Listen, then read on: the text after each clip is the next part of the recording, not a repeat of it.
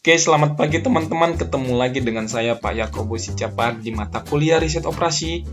Dan untuk hari ini materi kita mengenai pemodelan persediaan dengan pendahuluan rantai pasok ataupun supply chain. Oke, teman-teman, ini banyak slide ya. Nanti teman-teman bisa belajar mandiri yang mengenai masalah persediaan. Perspektifnya itu ada di slide ya. Kemudian mengenai metrik ataupun matriks persediaan dalam rantai pasok itu ada turnover ratio, itu nanti tinggal ngitung aja. Kemudian days in inventory itu juga ada ya, 360 itu adalah jumlah hari dalam setahun. Kemudian ini adalah contoh tabel ya yang menginformasikan dari neraca perusahaan ya. Jadi teman-teman bisa amati nilai mana yang paling baik dari perusahaan mengelola persediaan ya. Kemudian optimasi model persediaan ini ada ya, bagaimana cara mengoptimasikannya, itu ada beberapa rumusan yang harus diketahui, itu ada di slide ya. Kemudian optimasi model persediaan ya. Oke, bahan pemerintah dan pengembangan model persediaan ya. Kemudian yang terakhir ini yang akan saya jelaskan ya. Kami ada hitungan, teman-teman coba lihat dan pahami ya ketika saya menjelaskan di video pembelajaran ini. Nah, teman-teman pasti sudah pernah dengar ataupun kalaupun belum mendengar apa itu EOQ, ini saya akan jelaskan. EOQ itu sendiri Economic Order Quantity. Ya, EOQ itu adalah metode yang digunakan untuk mengatur jumlah pemesanan persediaan seekonomis mungkin. Nah, yang harus digarisbawahi teman-teman, itu adalah mengatur jumlah pemesanan persediaan seekonomis mungkin. Entah itu jumlah, entah itu berapa kali order ya, itu harus kita atur ya, biar menunjukkan nilai ekonomis. Oke, kenapa jumlah stok barang perlu dikelola? Ada yang tahu? Ya, kenapa? Ayo. Ya, karena ya, teman-teman harus ketahui, jika teman-teman tidak mengelola jumlah barang ataupun persediaan, itu akan menjadi persediaan yang menumpuk. Ya, kenapa nggak pesan aja sekaligus, Pak? Nah, itu yang harus kita pahami, bahwa ketika barang yang menumpuk ya, maka perusahaan akan mengalami kendala yang baru lagi. Apa kendala-kendala baru itu? Pertama sekali, kalau ada barang menumpuk, mungkin akan adanya cost tambahan ya teman-teman. Jadi total cost akan meningkat.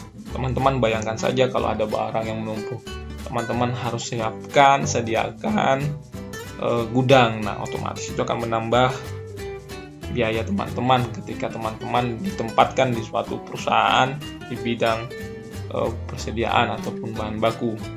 Kemudian dengan adanya penumpukan barang, ada yang kedua yang masalah baru, yaitu jika bahan bakunya diendapkan ataupun ditumpuk akan mengurangi kualitasnya, betul ya.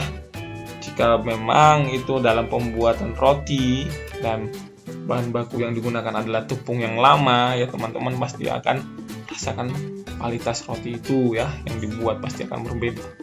Yang ketiga ya, itu permasalahan ketika ada barang menumpuk ya, barang itu akan mudah hilang dan juga mudah rusak. Ya, kalau di dalam gudang ya, kita tidak tahu ya, pasti ada error human-nya, ada barang yang hilang, kemudian ada yang barang yang rusak ya. Nah, oleh karena itu jika kita menumpuk di gudang, permasalahan-permasalahan inilah yang akan muncul. Oleh karena itu EOQ ini menawarkan ya teman-teman untuk ya mengatur jumlah pemesanan ya, agar tidak ada barang yang menumpuk. Oke, sampai di sini paham ya? Oke, metode EOQ ini dengan rumus akar dari 2 kali R kali S per P kali I. Ya, teman-teman bisa baca R itu apa, S itu apa, P itu apa ya, I itu apa. Oke, contohnya seperti ini, ada langsung ya. Biaya penyimpanan dan pemeliharaan di gudang adalah 40% dari nilai persediaan di gudang. Biaya pesanan adalah 15 juta setiap pesanan. Jumlah materialnya yang dibutuhkan selama 1 tahun adalah 1.200 unit dengan harga per unitnya itu adalah 1 juta. Hitunglah EOQ-nya. Oke, EOQ-nya dengan rumus seperti ini ya teman-teman. Tadi kan rumusnya adalah 2 kali R kali S. Kita lihat R-nya berapa, jumlah yang dibutuhkan berapa, 1200. Kemudian S-nya berapa, itu 15 juta. Kemudian I-nya yang di bawah ya, P kali I. P-nya berapa ya, P itu adalah harga beli per unit, yaitu 1 juta ya. I-nya biaya penyimpanan tadi itu dalam bentuk persentase berapa, 40. Berarti tinggal 1 kali 0,40 ya, 40% itu kita ubah menjadi desimal ya. Kemudian 15 juta dan 1 juta itu hilang nolnya 6, jadi 15 dan 1. Jadi kita jumlahkan, kita totalkan, kita kalikan ya, tinggal menjadi 90.000, akar dari 90.000. Nah, sama dengan 300 unit. Jadi teman-teman, sekali pesan itu teman-teman harus memesan 300 unit agar tidak terjadi penumpukan di gudang ya. Jadi berarti dalam 1 tahun untuk mencapai 1200, tadi kan jumlah yang dibutuhkan adalah 1200, teman-teman harus memesan 4 kali. Kenapa Pak? 1200 dibagi 300 berarti 4 kali pesanan dengan nilainya 300 unit setiap kali pesanan. Oke.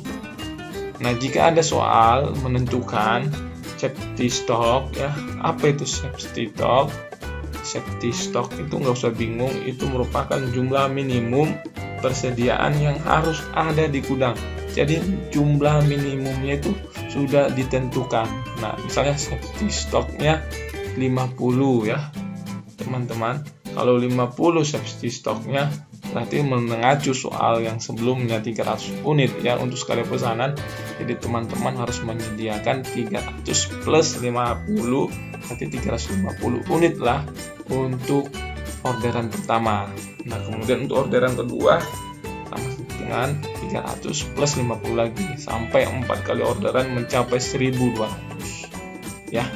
Itu ya teman-teman harus pahami untuk menjawab gini agar tidak terjadi penumpukan persediaan. Saya rasa demikian ya. Saya tidak ingin panjang dan lebar. Teman-teman belajar mandiri ya. Kemudian di sini nanti ada mereview kemampuan teman-teman ketika teman-teman melihat video ini dan juga belajar mandiri, kan ada kuis. Nah, persiapkan teman-teman lah diri teman-teman. Kalau mau teman-teman ingin maju, silakan ikuti aturan main dari pembelajaran ini.